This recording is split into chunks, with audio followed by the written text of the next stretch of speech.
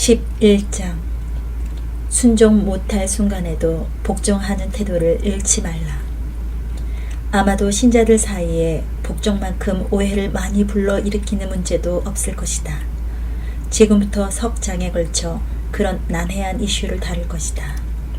보호 아래 거하는 삶을 가르치면서 나는 이런 질문을 수없이 들었다. 어떤 상황에서도 순종해야 하는가? 지도자의 결정에 동의하지 않을 때는 어떻게 해야 하는가? 권위가 잘못 결정했을 때는 어떻게 해야 하는가? 권위가 내게 잘못된 일을 명할 때는 어떻게 해야 하는가? 어디에 한계를 두어야 하는가? 권위에 자신 있게 복종하려면 반드시 답해야 하는 중요한 질문들이다. 히브리서 기자는 이렇게 말한다. 너희를 인도하는 자들에게 순종하고 복종하라. 그들은 너희 영혼을 위하여 경성하기를 자신들이 청산할 자인 것 같이 하느니라. 그들로 하여금 즐거움으로 이것을 하게 하고 근심으로 하게 하지 말라. 그렇지 않으면 너희에게 유익이 없느니라. 여기서 기자가 분명히 권하는 일은 두 가지다. 우리를 인도하는 사람들에게 순종하는 것과 복종하는 것이다. 이 둘은 서로 다른 명령이지만 이 둘을 혼동하는 사람이 많다. 우리는 순종하지만 그것이 반드시 복종은 아닐 수도 있다. 공급이 사라지다.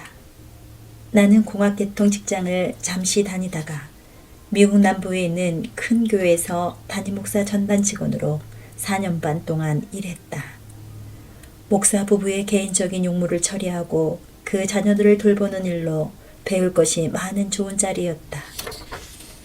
첫 해는 하나님이 나를 하나님 나라의 이 자리에서 일하게 해주신 사실에 내내 감격하며 살았다. 이 일을 하게 해주신 하나님께 보답해야 하지 않을까 하는 생각을 했던 일이 떠오른다. 한 번은 목사 가족에게 필요한 식료품을 사고 나서 슈퍼마켓 주차장에 앉아 감격의 눈물을 흘렸던 적도 있다. 나 같은 자가 어찌 이런 특권을 받았단 말인가. 그러나 이런 달콤한 시기는 1년쯤 계속되다 차츰 사라졌다. 처음에는 서서히 진행되었으나 나중에는 급격하게 사라졌다. 목사 가정에 가까이 갈수록 흠이 많이 보였다. 신선함과 감격도 더는 흠을 가리지 못했다. 내가 목격한 일들을 머릿속에서 떨치기가 힘들었다. 곧 그런 장면이 나를 사로잡기 시작했다. 일을 진행하는 방식, 문제 처리 방식, 거기서 내리는 결정 등 수긍할 수 없는 것들이 많았다. 일반 회사에서 듣는 신랄한 비판과 다를 바 없는 말들이 난무했다. 어떤 직원이 거론되는 경우 그가 해임이나 권고사직을 당하는 건 시간 문제임을 알았다. 그들은 번번이 유창한 말솜씨로 사람을 홀리는 사람들에게 자리를 내주고 떠나야 했다. 새로 들어온 사람들 대부분은 관리직이나 다른 중요한 자리로 쉽게 옮겨가는 듯했고 담임 목사는 경건한 사람들보다 그런 사람들과 함께 어울리기를 더 즐기는 것 같았다. 담임 목사는 그 사람들이 음담패설을 말할 때는 낄낄대고 웃으면서도 신실한 성도들과 같이 있을 때는 마음이 딴 데 있는 듯 무심하게 행동했다. 담임 목사의 그런 행동이 너무 당혹스러웠고 내 안에서는 비판적인 생각이 끊이지 않았다. 그 부분에서만 겉과 속이 다른 것이 아니었다. 이번에는 전국에 잘 알려진 한 국제사역이었다. 모든 사역을 계속 유지하려면 많은 인력과 재정이 필요했다.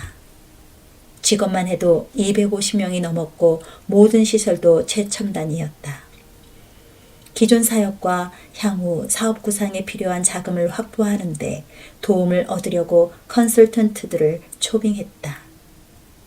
그들을 접대하는 일이 내 임무여서 우리 목사가 그들과 회의하는 자리에 나도 늘 같이 했다. 그때마다 이것이 대기업인가 사역인가 하는 의문이 절로 생겼다. 들으면 들을수록 이건 기만이다.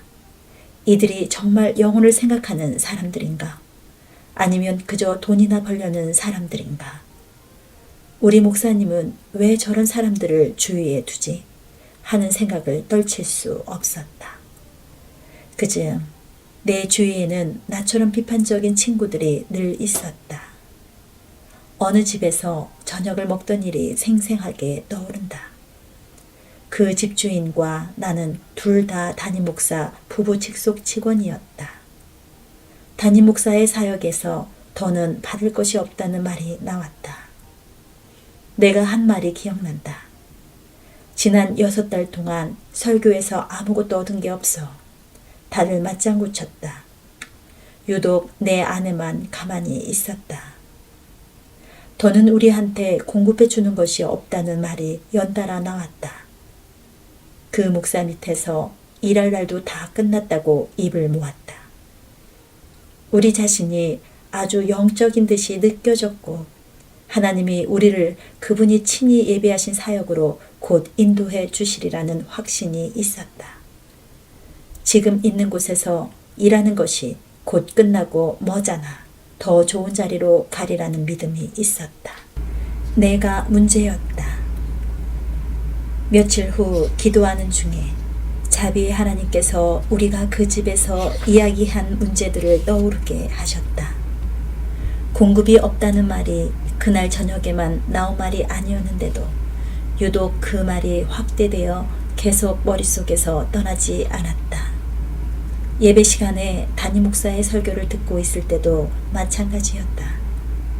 공급이 없어 메마른 내 상태를 생각하고 있으니 성령께서 단호히 깨우쳐 주셨다. 문제는 내 목사가 아니다. 문제는 너한테 있다. 나는 기가 막히고 믿을 수 없었다. 이것이 정말 하나님이 내게 하시는 말씀인가? 예전에 나는 그런 지적을 받을 때마다 잠시 주저하며 내가 들은 말이 정확한지 따져보았다. 이런 의문이 생겼다. 하나님, 다른 사람이 아니라 저한테 하시는 말씀 맞습니까? 성숙할수록 이런 의문은 점점 덜 생긴다. 내가 아는 것이 얼마나 적고 내가 얼마나 더 성장해야 하는지를 깨닫게 되기 때문이다. 나는 큰 소리로 물었다. 왜 저한테 문제가 있다고 하시는 겁니까? 너는 계속 공급이 없다는 타령을 하지만 이사야서에 너희가 즐겨 순종하면 땅의 아름다운 소산을 먹을 것이요 너희가 거절하여 배반하면 칼에 삼켜지리라. 여호와의 입의 말씀이니라 라는 말씀이 있다. 나도 잘 아는 말씀이었다. 그동안 아주 잘 순종했는데 하는 생각이 들었으나 성령은 계속 말씀하셨다. 너는 이 사역에서 시키는 일은 다 순종하고 있다. 하지만 나는 너희가 순종하면 땅의 아름다운 소산을 먹을 것이라 말하지 않았다. 나는 너희가 즐겨 순종하면 이라고 했다. 즐겨 순종한다는 것은 곧 내 태도다. 지금 내 태도는 불손하다. 그때 성령께서 고등학교 시절에 있었던 일을 생각나게 하셨다. 거듭나기 전에 수요일마다 나는 바레타라는 탐정 드라마를 제일 재미있게 보았다. 그런데 바레타가 사건을 해결하는 데 필요한 결정적인 단서를 얻는 클라이맥스 순간만 되면 꼭 어머니가 들어와 방해를 했다. 목요일은 쓰레기를 버리는 날이었는데 쓰레기차는 새벽에 왔다. 그래서 전날인 수요일 밤이면 쓰레기를 내다 놓아야 했고 그것은 내일이었다. 존, 쓰레기 내놓았니?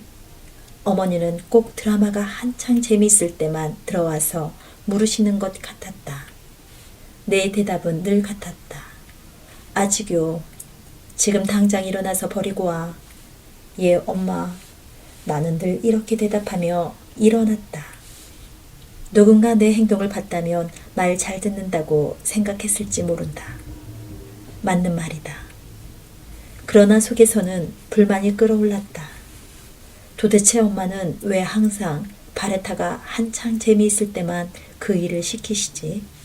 10분만 있으면 끝나는데 조금만 기다렸다 시키시면 안 되나? 성령께서 말씀하셨다. 너는 순종했지만 즐겨 순종하지는 않았다. 어머니께 너는 바르게 행동하지 않았다. 이 교회에서 내게 공급이 없는 이유는 내가 순종하긴 하지만 즐겨하는 태도가 없기 때문이다. 나는 하나님의 것을 받지 못했을 뿐 아니라 위험지대로 가고 있었다. 목사에 대한 태도 때문에 그 지경에 이르렀음을 깨달았다. 히브리서 13장 17절은 이렇게 끝난다. 그렇지 않으면 너희에게 유익이 없느니라. 눈이 번쩍 뜨였다. 즉시 회개했다. 다음 주일 같은 교회에 나가 같은 자리에 앉아 같은 목사에게 같은 시리즈 설교를 들었다. 그러나 그 아침에는 모든 것이 달랐다. 천국이 열렸다. 나는 하나님이 목사의 가르침을 통해 내게 주시는 계시에 크게 놀랐다. 하나님은 나를 그 목사의 권위 아래 두셨는데 그 권위에 내가 보인 나쁜 태도 때문에 지난 6달 동안 놓친 것들을 생각하니 눈물이 날 것만 같았다. 목사와 교회 운영 방식을 불평하며 마음으로 반항한 탓에 6달 동안 내 상황이 잘 풀리지 않은 것이었다. 하나님의 권위를 위임하신 이들에게 복종하지 않는 것은 하나님의 권위에 반항하는 것이다. 하나님이 그들을 세우셨기 때문이다. 하나님은 우리 위에 권위를 두시고 그 권위를 통해 우리에게 잔치상을 차려주신다. 우리가 그 잔치를 마음껏 누리며 유익을 얻기를 바라신다. 순종이 권위에 반응하는 행동의 문제라면 복종은 권위에 대한 태도의 문제다. 그런데 안타깝게도 우리 대부분은 이 점을 놓친다. 하나님은 겉으로 보이는 행동과 마음의 숨은 태도를 함께 보신다. 다윗은 아들 솔로몬에게 권자를 물려주면서 당부했다. 내 아들 솔로몬아, 너는 내 아버지의 하나님을 알고 온전한 마음과 기쁜 뜻으로 섬길지어다. 여호와께서는 모든 마음을 감찰하사 모든 의도를 아시나니 내가 만일 그를 찾으면 만날 것이요 만일 내가 그를 버리면 그가 너를 영원히 버리시리라. 그래서 히브리서 기자는 우리를 인도하는 사람들에게 순종할 뿐 아니라 복종하라고 가르친다. 각 사람은 위에 있는 권세들에게 복종하라는 바울의 말에도 순종과 기뻐하는 태도가 함께 들어있다. 태도는 복종, 행동은 불순종. 히브리서 말씀을 다른 번역으로 읽어보자. 너희 지도자들에게 순종하고 그들의 권위에 복종하라. 복종하는 태도 없이 행동으로만 순종하는 예는 이미 살펴보았다. 그러나 반대 경우도 있을 수 있다. 복종하는 태도는 보이나 행동으로는 순종하지 않을 수도 있다. 이 책 3장에서 말한 두 알을 비유가 좋은 예다. 한 아들은 기쁜 태도로 예 아버지 가서 아버지의 포도원에서 일하겠습니다 라고 대답했다. 그러나 순종하지 않았다.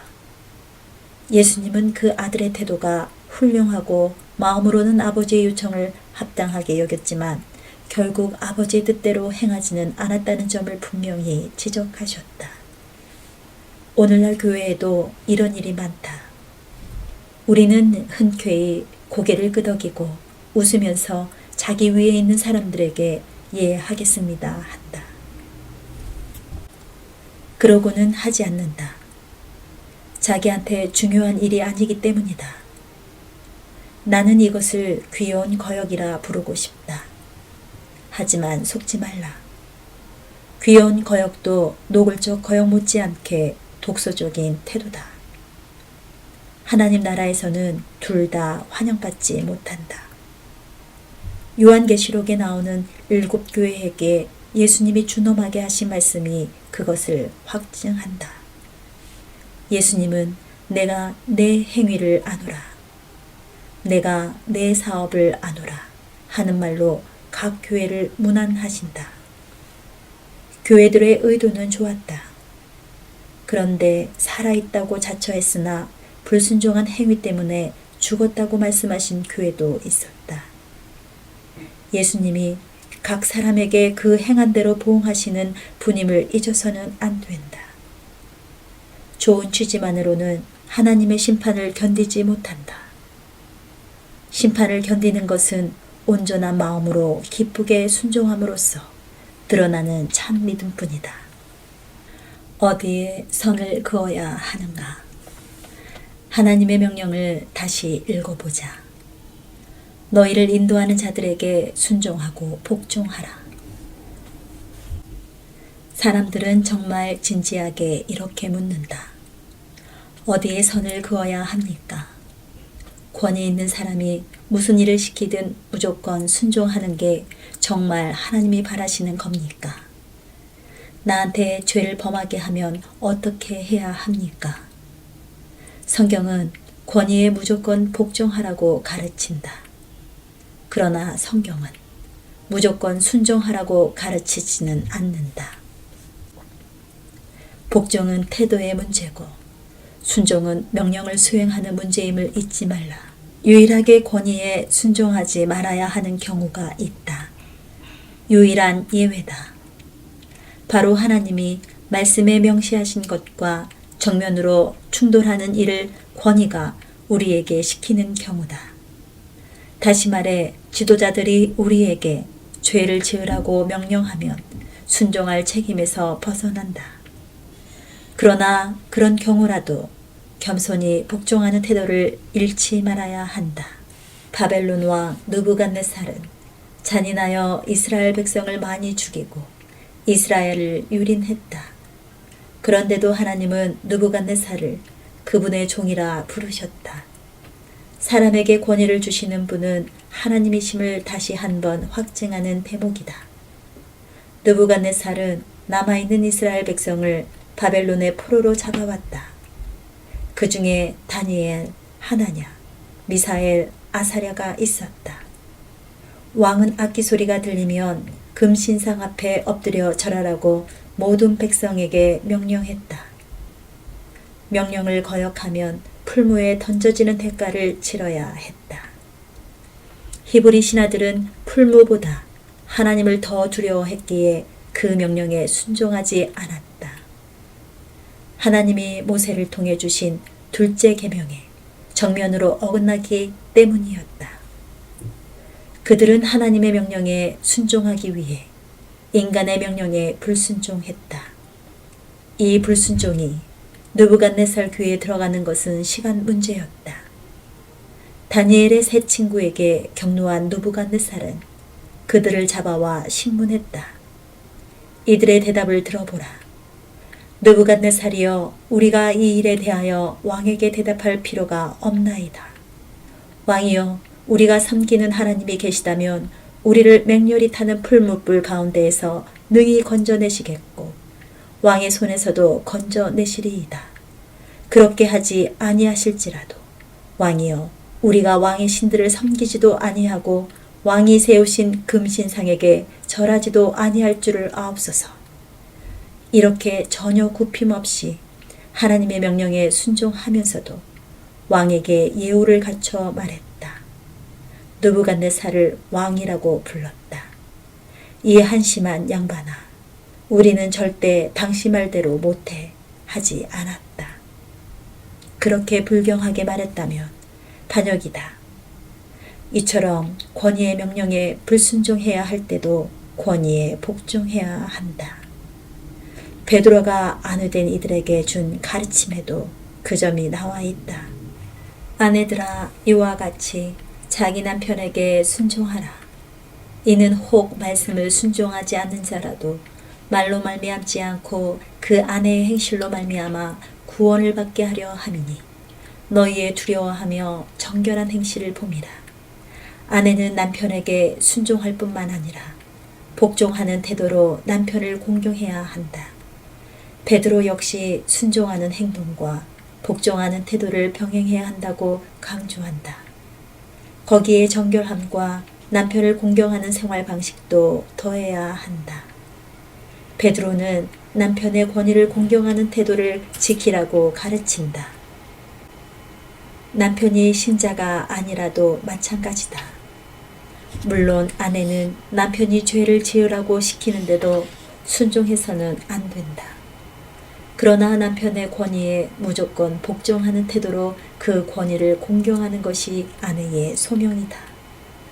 신자인 아내가 전화를 받았는데 비신자인 남편이 상대와 통화하고 싶지 않아서 나 없다고 해요 라고 말하는 경우가 좋은 예다. 그럴 때는 여보, 거짓말은 안 할게요. 지금은 당신이 전화를 받을 수 없으니 나중에 전화하겠다고 말하거나 그냥 당신이 전화를 받고 싶지 않다고 솔직히 말할게요 하고 대답하면 적절하겠다. 아내는 남편의 권위를 공경하는 태도를 지키면서도 거짓말하라는 요청에는 불순종한 것이다. 베드로는 계속해서 이렇게 말한다. 너희의 단장은 머리를 꾸미고 금을 차고 아름다운 옷을 입는 외모로 하지 말고 오직 마음에 숨은 사람을 온유하고 안정한 심령에 썩지 아니할 것으로 하라. 이는 하나님 앞에 값진 것이니라. 전에 하나님께 소망을 두었던 거룩한 부녀들도 이와 같이 자기 남편에게 순종함으로 자기를 단장하였나니 사라가 아브라함을 주라 칭하여 순종한 것 같이 너희는 선을 행하고 아무 두려운 일에도 놀라지 아니하면 그의 딸이 된 것이니라. 사라는 아브라함을 주로 높이며 순종함으로써 그를 공경하는 마음을 나타냈다. 주라는 명칭에는 복종하는 태도가 담겨 있다. 또한 그와 같은 순종은 사라가 두려움 때문에 굴복한 것이 아님을 보여준다. 두려움은 가혹한 주인과 같다. 두려움은 이렇게 비아냥거린다. 나는 하나님만 믿어. 남편이나 다른 권위에 복종할 수는 없어. 나는 내가 지켜야 돼. 권력에 굶주린 인간이 아니라 하나님이 복종을 명하셨다는 것을 잊지 말라. 우리가 그분께 순종하면 그분의 보호하심이 우리 것이 된다. 명령을 곡해한 사례들. 나는 무조건 복종하라는 명령을 무조건 순종하라는 의미로 잘못 적용한 여성들 이야기를 들을 때마다 비통해진다. 신자인 남편이 성적 흥분을 위해 아내에게 음란 비디오를 보게 했다는 해괴한 사례도 들었다. 그런데도 그 아내는 성경적으로 반대할 만한 구실이 없다는 이유로 그대로 따랐다는 것이다. 남편이 자신을 위해 아내에게 정직하지 않은 일을 시킨 경우도 알고 있다. 물론 그 사람 아내도 그대로 따랐다. 남편이 아내에게 교회를 못 다니게 했다는 이야기도 들었다. 그 아내 역시 정말로 교회의 발길을 끊었다. 이런 요구에는 순종해서는 안 된다. 성경에 어긋나기 때문이다. 좀 더 깊이 들어가 보자. 남편이 자녀나 아내를 때리는데도 아내가 그것을 덮어주는 경우가 있다. 자녀가 남편한테 성폭행을 당하는데도 아내가 모른 척하는 경우도 있다. 남편의 그런 행위는 하나님이 세우신 권위의 기반을 송두리째 짓밟는 일이다.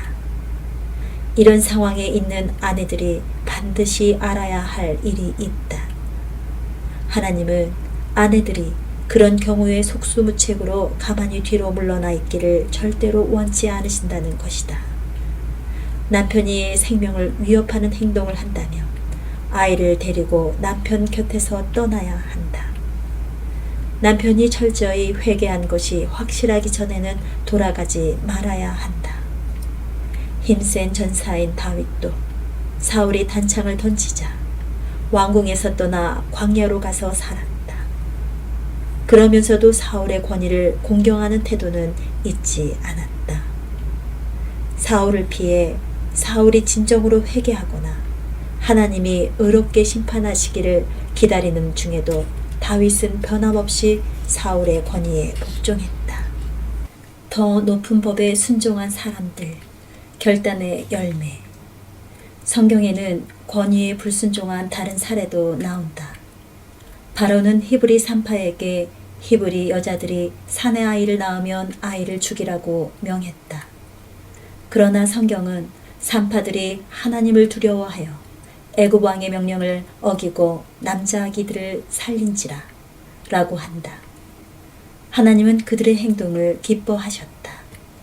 산파들은 하나님을 경외하였으므로 하나님이 그들의 집안을 흥왕하게 하신지라. 하나님은 죄 지으라는 명령에 불순종한 산파들에게 상을 베푸셨다. 사내들인 공회는 도무지 예수의 이름으로 말하지도 말고 가르치지도 말라고 경고했으나 베드로와 요한은 하나님 앞에서 너희의 말을 듣는 것이 하나님의 말씀을 듣는 것보다 옳은가 판단하라. 우리는 보고 들은 것을 말하지 아니할 수 없다라고 답했다. 이미 예수님이 너희는 온 천하에 다니며 만민에게 복음을 전파하라 하셨는데 어떻게 사내들인의 말에 순종할 수 있겠는가? 그럴 수 없었다. 사내들인은 제자들에게 예수님의 명령에 어긋나는 일을 시켰고 제자들은 공손히 거부했다. 그런 결단의 열매가 성경에 나온다. 사도들이 큰 권능으로 주 예수의 부활을 증언하니 무리가 큰 은혜를 받아 하나님을 경외하는 제자들의 마음이 큰 복과 능력을 가져왔다. 그렇지만 동일한 사내들인을 향한 바울의 반응에서 공경하고 복종하는 제자의 태도를 볼 수 있다. 그들 앞에 불려나간 바울은 이런 말로 자기 변호를 시작한다. 오늘까지 나는 범사의 양심을 따라 하나님을 섬겨노라. 이 말을 들은 대사장 아나니아는 바울 곁에 선 사람들을 시켜 그 입을 치게 했다. 그러자 바울이 말했다. 회칠한 담이여, 하나님이 너를 치시리로다. 곁에 선 사람들이 하나님의 대제사장을 내가 욕하느냐 하고 말하자 바울은 이렇게 대답한다.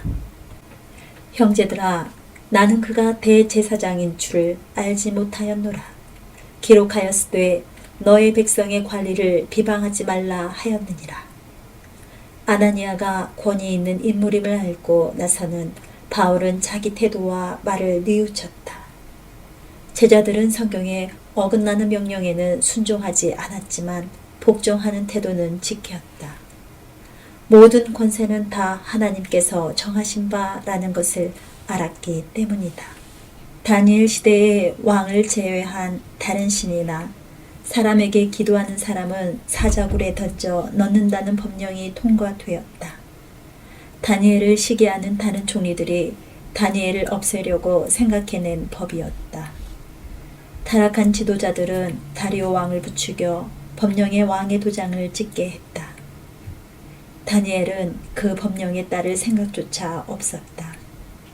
하나님께 순종하기로 정했기 때문이다. 시편 기자처럼 말이다. 저녁과 아침과 정오에 내가 근심하여 탄식하리니 여호와께서 내 소리를 들으시리로다. 다니엘 이야기를 읽어보라. 다니엘이 이 조서에 왕의 도장이 찍힌 것을 알고도 자기 집에 돌아가서는 윗방에 올라가 예루살렘으로 향한 창문을 열고 전에 하던 대로 하루 3번씩 무릎을 꿇고 기도하며 그의 하나님께 감사하였더라. 다니엘의 불순종을 왕에게 보고했고 왕은 다니엘을 사자굴에 던질 수밖에 없었다. 그러나 이런 불의 앞에서도 다니엘의 복종하는 태도는 전혀 흔들림이 없었다. 하나님은 굶주린 사자의 입을 막아 다니엘을 구원하셨다. 다니엘은 조금도 상하지 않고 심지어 잠까지 잘 수 있었다. 이 사실을 알고 나서 다리오 왕은 다니엘을 모함한 자들을 굶주린 사자들 앞에 던지게 했고 사자들은 마치 기다렸다는 듯이 그들을 잡아먹었다. 언제나 결과가 좋은 것은 아니다. 하나님은 이처럼 성도들을 구원하셨다. 그러나 항상 그런 경우만 있는 것은 아니다.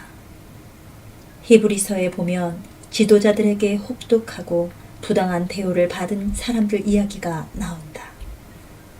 어떤 이들은 더 좋은 부활을 얻고자 하여 심한 고문을 받되 구차히 풀려나기를 원하지 아니하였으며 또 어떤 이들은 조롱과 채찍질뿐 아니라 결박과 옥에 갇히는 시련도 받았으며 돌로 치는 것과 톱으로 켜는 것과 시험과 칼로 죽임을 당하고 양과 염소의 가죽을 입고 유리하여 궁핍과 환난과 학대를 받았으니 초대교회의 스승 테르툴리아누스는 로마의 지도자들과 시민들에게 가하는 핍박이 오히려 기독교의 교세를 더 강하게 할 뿐임을 일깨워 주었다. 당신들이 우리를 잘라낼수록 우리는 그만큼 수가 많아집니다. 그리스도인들의 피는 씨앗입니다. 어느 로마인은 핍박받는 신자들을 가리켜 이렇게 썼다.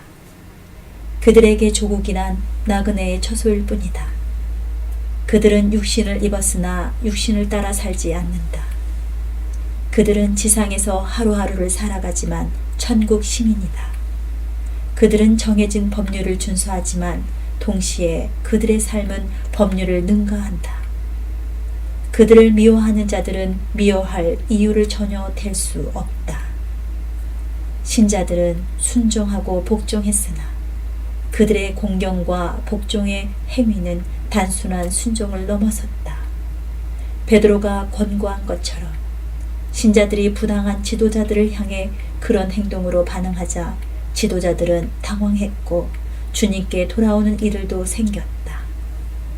애매한 회색 지대는 없다. 권위의 영역이 정부든 가정이든 교회든 사회든 하나님은 복종하고 공경하는 태도를 지니라고 명령하신다. 권위가 성경에서 명백히 죄라고 하는 일을 시키지 않는 한 행동으로 순종해야 한다.